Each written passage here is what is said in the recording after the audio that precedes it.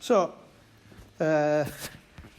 according to the papers that you had to read, we have that sustainability, the environmental part of sustainability, adopted an ecological perspective and maintenance of ecosystem resilience. Okay, and this is a real problem. So let's see the contribution to the definition of this concept by Holling. Holling was the dad, the father of the concept of resilience, and it's very important to know that there are some axioms in ecological evolutionary biology. So organisms are overproductive, usually. But then, of course, you have limits, time, space, energy. And so there is, as you know, a process of evolution, a variability, which involve resilience, because species and organisms compete for the scarce resources, and then you know what are the axioms of evolution in biology. Now, what do we have? We have inheritance. No, we have some genetic traits, and so that are transmitted to the offsprings. Then we have like survival of the best fit, and then so in this way the most fit characteristics will survive, but at the same time we have variability, and so variability is what allows for resilience. And this is a very interesting paper. 1973, Resilience and Stability of Ecological Systems. And this is very important. It's very interesting. We say response to shocks, Bayesian of attraction of a given configuration. So it is like organisms or ecosystems can receive a shock. And so the Bayesian of attraction means how big can the shock be. Okay, so the system's ability to absorb disturbances while maintaining the same basic structure and function. Okay, without more or less changing. And so ecological resilience is the magnitude of the disturbance. For instance, fever. Can you resist if you get 43 degrees fever? Not that much. So the interval of the temperature of the body temperature goes from has a given interval, and then maybe how for how long a person can survive in cold ocean. So also this is the stress and what is the Bayesian of attraction. So it is about the adaptive capacity of not only organisms but ecosystems. And so what if the threshold is passed? The systems will enter a phase of reorganization and the regime changes. Okay? So and this is also very nice, and we will have a quick look at that. We already had that. Now imagine that in these cases we have two stable equilibria, which are A and C. What does a stable equilibrium means? That if you are in A, if a ball is in A, and then we move a bit the ball, then the ball will return to A. Okay? But so we have two stable equilibria, which are A and C, but also an unstable equilibrium, which is B. If you put a ball up to the hill, then the ball will remain there.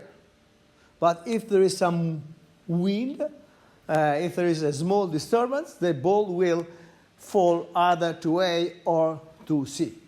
So we can think that the red segment, this one is a basin of attraction for equilibrium A, and this orange bit is a basin of attraction of C. So it's a potential function, a stability landscape. And we can have, of course, in many variables. Usually we have in many variables. Then we can have in the two-state variables, and we can have basin of attraction of A and basin of attraction of C. And again, now it's kind of in the middle we have some unstable equilibrium. And so we can also think that to have a change in the landscape. You know? Here we have,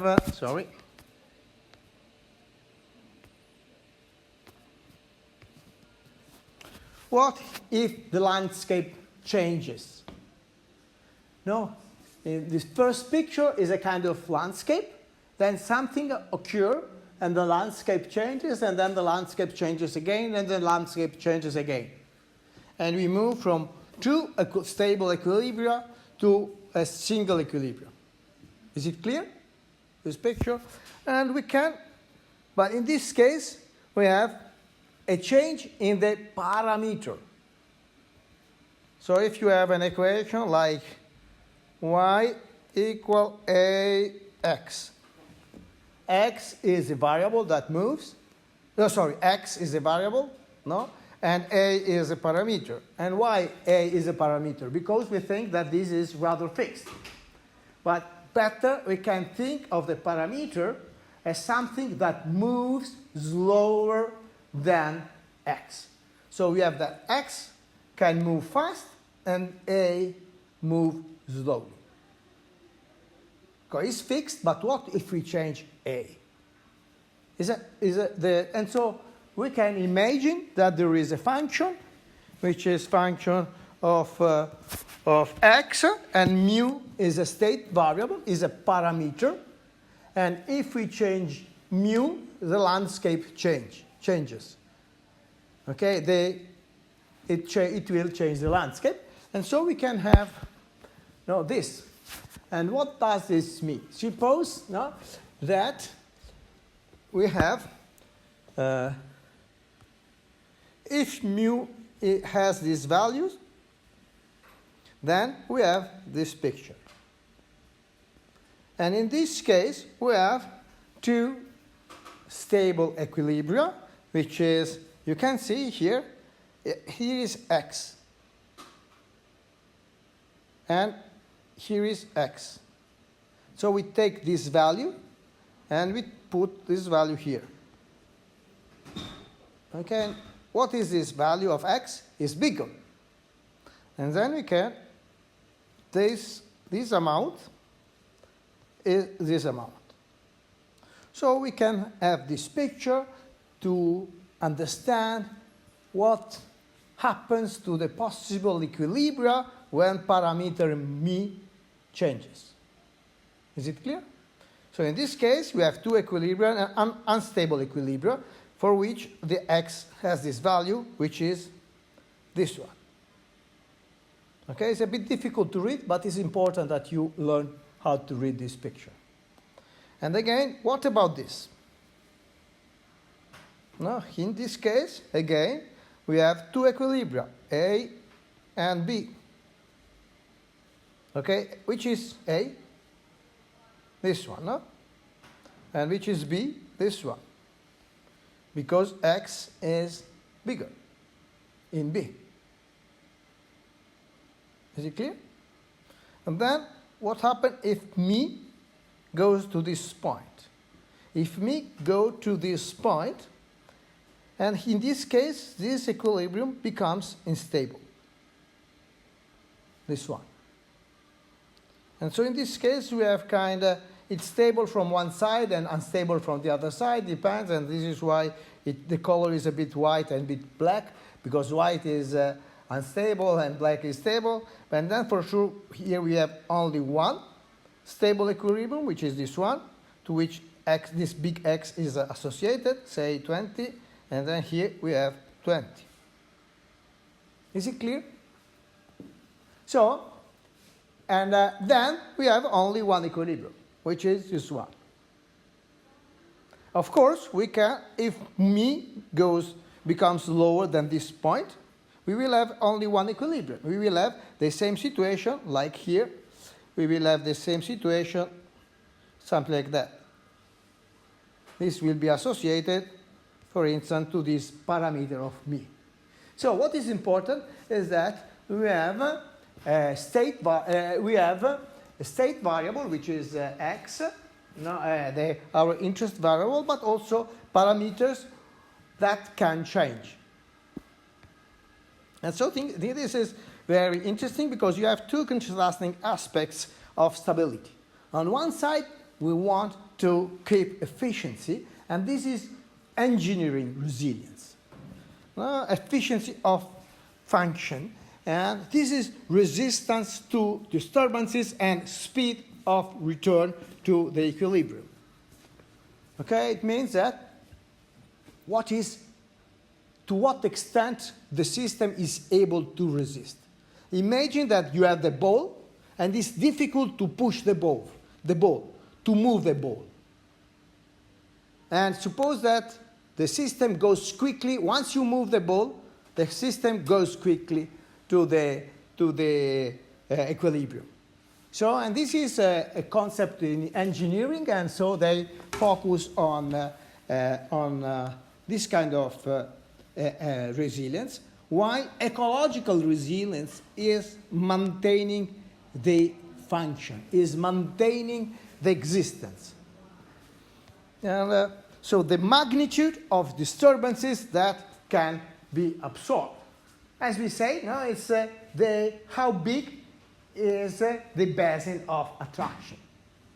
Okay, suppose that, for instance, now you have this landscape and this landscape. Or maybe this landscape and maybe this is very rough. So in one case, the ball goes quickly to the point, and in other cases, not so quickly. No, sorry, I wanted to. So suppose this is like that. In this case, the basin of attraction is small. And in this case, the basin of attraction is rather big. Now maybe it takes long for the ball to go back. This is the idea of ecological resilience.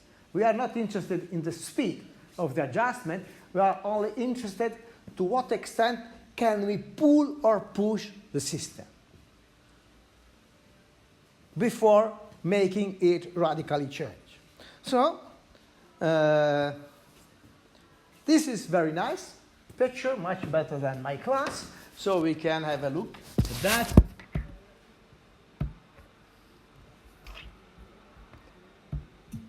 Noleggiare con Lookout è così semplice e veloce. Lo spazio è finito. Luckily we have advertisement.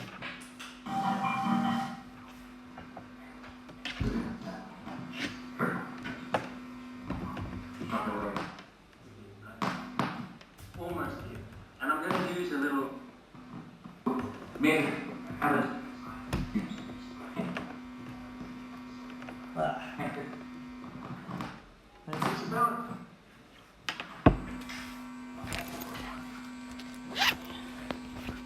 Let's try in a different way.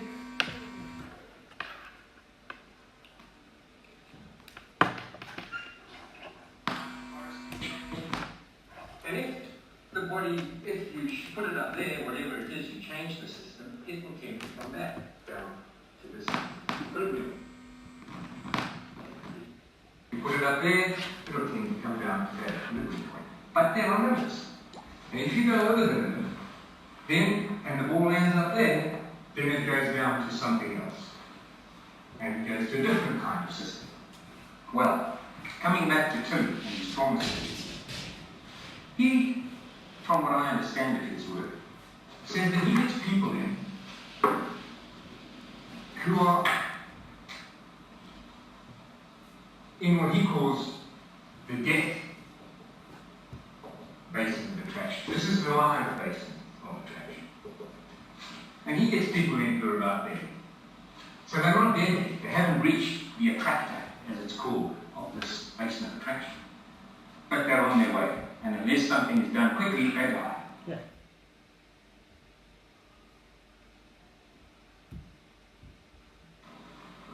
How much can you change without losing your identity before you become a different kind of person? How much can a city change before it becomes a different kind of city? Or a forest? How much can you change a forest before it starts to function and to look like a different kind of forest? All of those questions are about resilience. And what I want to do is explain a little bit about the basis of resilience. And it all has to do with the notion of self-organization. All those systems, because that's what they were, are self-organizing systems. Your body is a self-organizing system. You maintain a constant temperature of about 38 degrees centigrade. If you go up a bit, you get hot, your body starts to sweat. And you evaporatively cool and your body temperature comes down. If your temperature goes down, you shiver and your muscles vibrate and your body temperature goes up. But there are limits to that.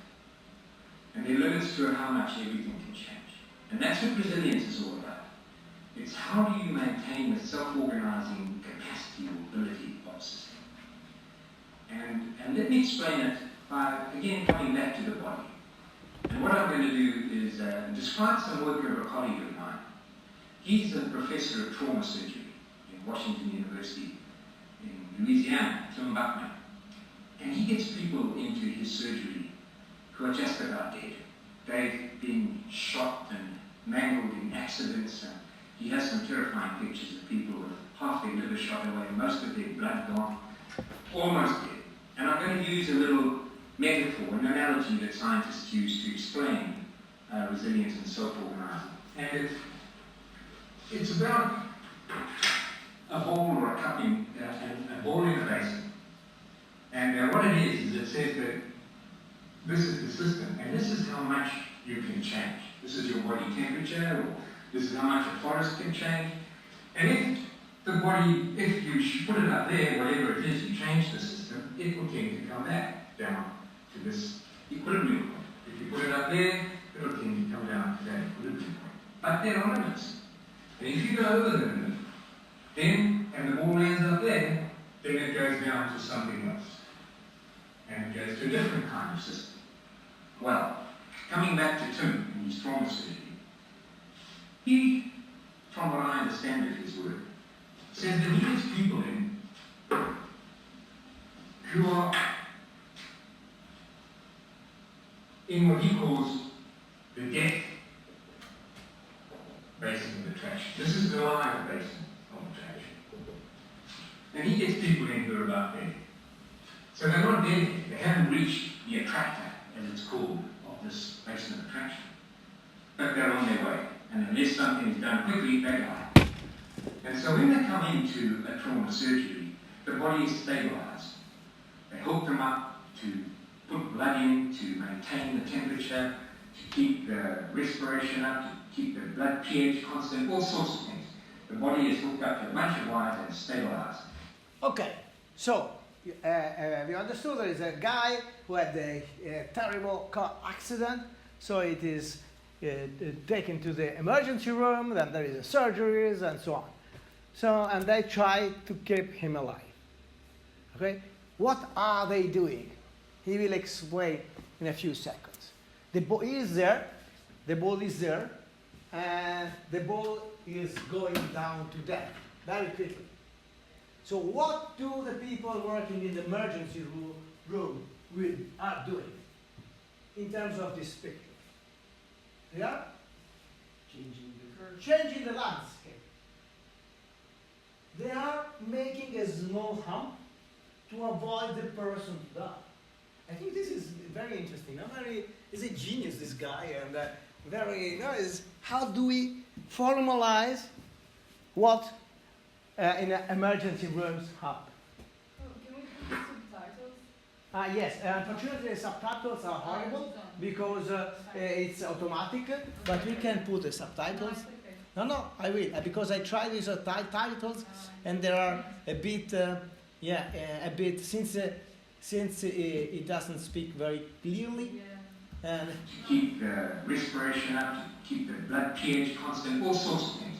The body is hooked up to a bunch of wires and stabilized. In effect, what he said he's doing is he creates a little temporary basin of attraction, which is an artificial one, and he maintains it, but it stops the person dying. And then they sit and wait, and they watch to see what happens. And sometimes, what happens is that this one begins to change and erode and go down. When it does, the body recovers, it self-organizes, and it's alive. Unfortunately, all too often, what happens is it's this one that erodes, and then the person dies. Now, Tim is a good observer, and he noticed that when the body is in this suspended state, it's constantly trying to change. The body temperature is trying to drop, or the respiration rate is trying to go up, and so he wondered, and he got a bunch of rats and did an experiment with them, and he anesthetized them to do it properly and carefully. And half the rats, when he subjected these rats to the same kind of trauma, half their liver gone, most of the blood out, and everything else. And then he stabilized them using the same protocols. And for half the rats, he kept them exactly according to the protocols. But for the other half, if the body's trying to change, if the temperature began to drop, or the respiration went up, he let it go. He let the temperature drop until just at the point of death. But basically, he let the body vary the way it wanted to. And the result was amazing. A significant increase in the survival rate of the rats who were allowed to vary. And so the important message out of that was that the way you maintain the resilience of the system is by allowing it to probe its boundaries. If you never burn a forest, the species in that forest that can capable of putting up a fire eventually get out unheated, and they disappear. The only way to make a forest resilient to fire is to burn it. If you keep children inside and away from dirt, eating it and getting dust, they become very prone to all sorts of diseases and asthma. The only way to keep children resilient to the environment that they live in is to expose them to it and to disturb them in that environment. So it's all about resilience is maintained by disturbing and probing the boundaries of resilience. Otherwise, this basin tends to get smaller and smaller, and we don't want that to happen. So that's the message of resilience. I'll come back quickly to your own body and the temperature one that I talked about. Why is it that you maintain a temperature of 38, very close to death? If you get over 41, you're dead. Well, the reason is, the earlier models of us hominids, who maybe kept at 35 or 60 degrees, they weren't as efficient as us, so we outcompeted them. They're in the hominid records in the archaeology back there. But we've had 10 million years of mammalian evolution to develop the feedbacks, physiologically and behavioral, that stop us going over that 41. Not always. Some old people and some babies die, but generally speaking, humans don't cross that boundary. So, what is it that prevents that? There are a whole bunch of feedbacks, physiological ones of the sort I told you, and they've worked.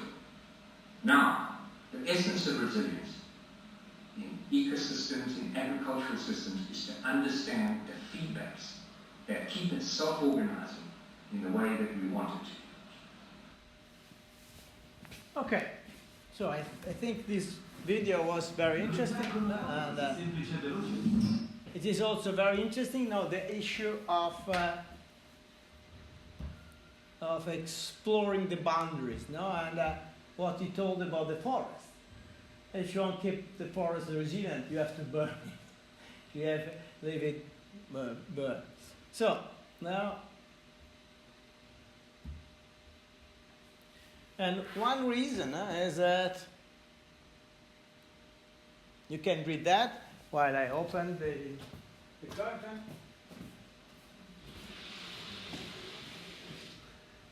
So the issue, there is a trade-off between efficiency and resilience, because efficiency involves a low degree of variety.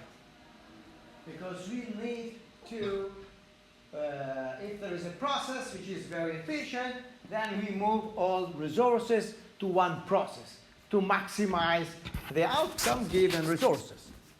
But this means that we are losing variety. So if something happens, then the capacity to adapt will become very low due to extreme search of efficiency. A very nice example are the ginkgo biloba trees. There is one just out of this window in the agrarian department. Ginkgo biloba leaves has not a hierarchical structure in the leaves.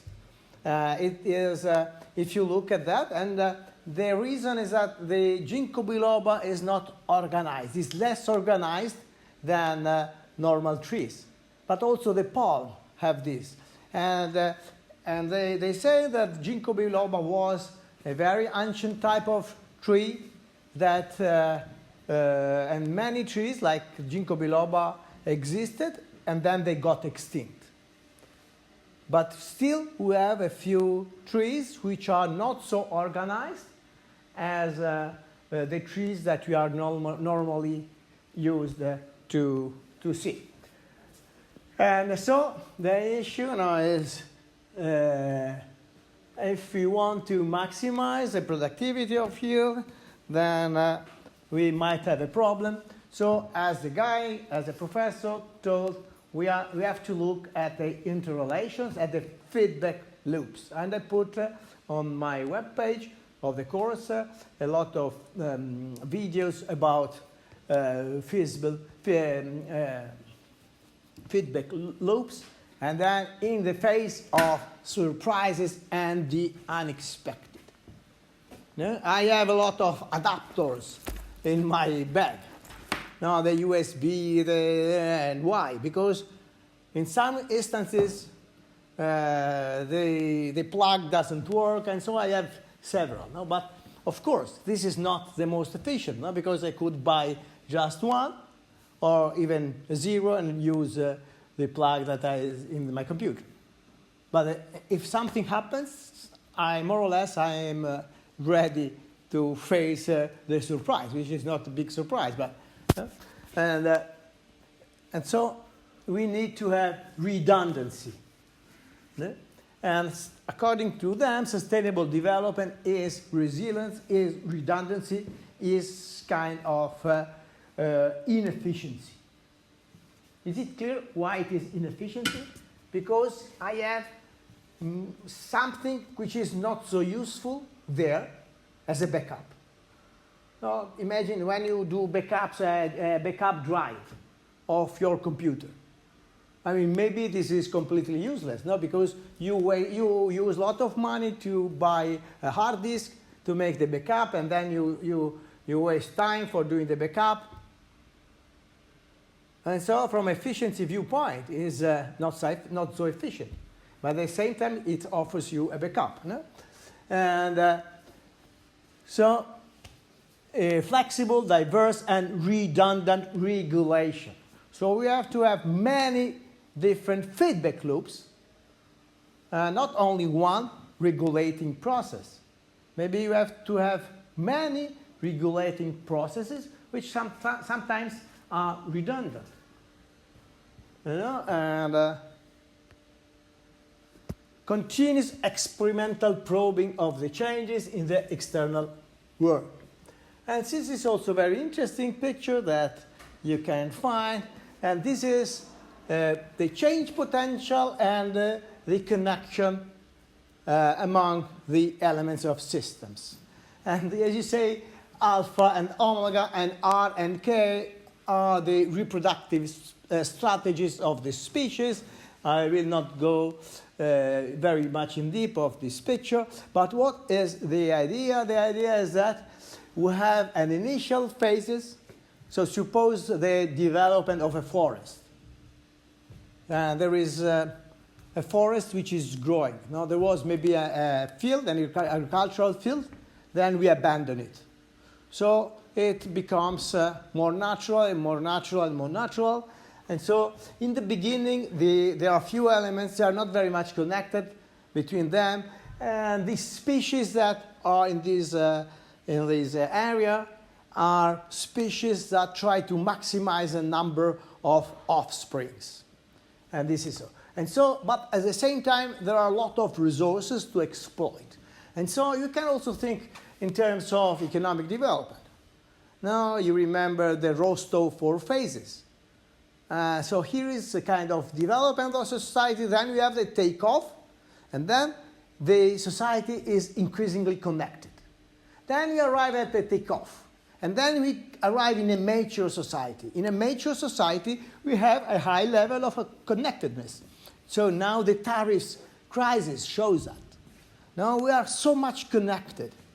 Now the supply chain. I take one piece in the Netherlands, another in South Korea, another in New Zealand, and another piece in India, and we are so much connected. And this implies rigidity. Because if one fails, then also the other fails. So, the potential for change is very high. And actually, at one point, more or less, where the end is, Trump entered the scene. But suppose it's a forest, and then suddenly there is a fire. Because all the wood that has accumulated into the forest, now it's very easy that it burns. And so, what if the forest burns? We enter the omega phase, from alpha to omega, as in the Bible, no? To the end of the world, the end of the forest.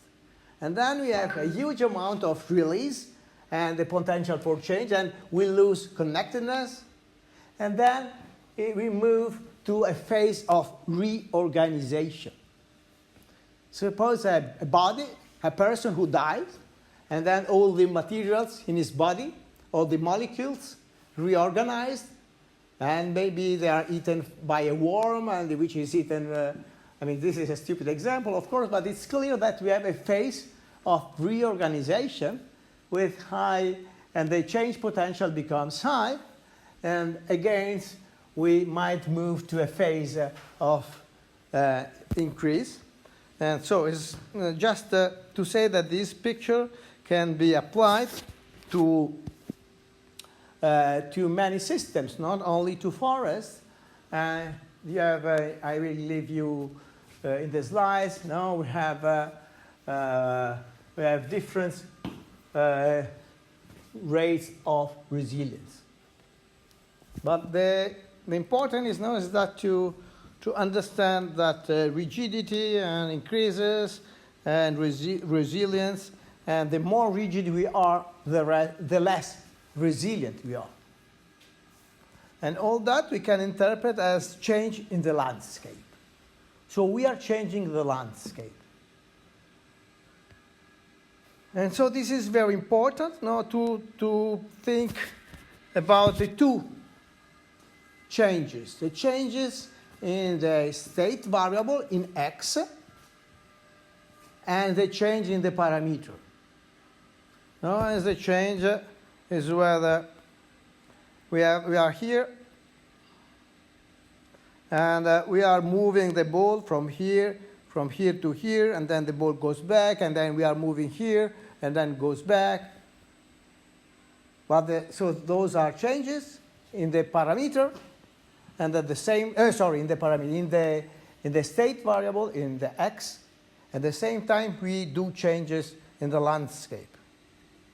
And for instance, what we have seen in the video is that if we don't experience the boundaries of the basin of attraction, this might change. The landscape might change to changes in the parameter, which are slower. Maybe we don't perceive them because they are slower. But then it might be that this goes up, and this goes up, and this goes up, and this goes up, and then the landscape changes.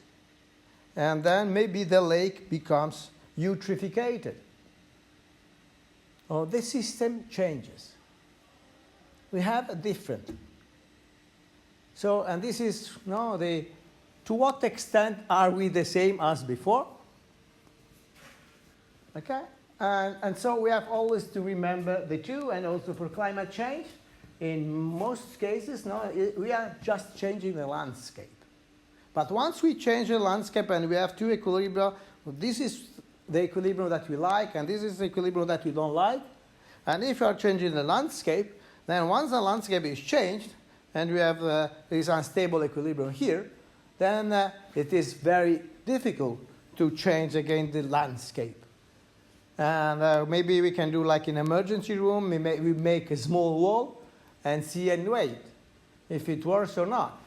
But what is very, very much important is that we are not changing the x, but we are changing the shape.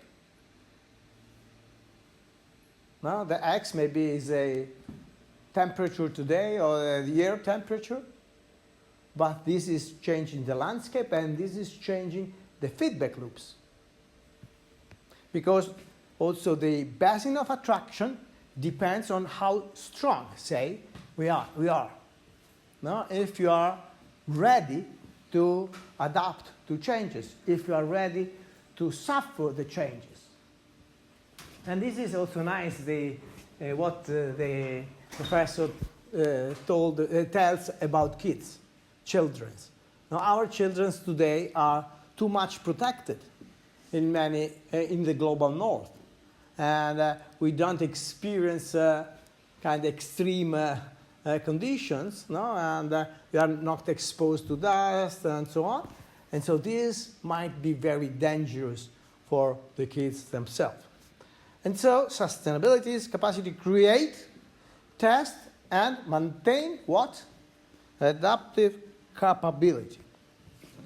While development is a process of creating, testing, and maintaining opportunity. Okay?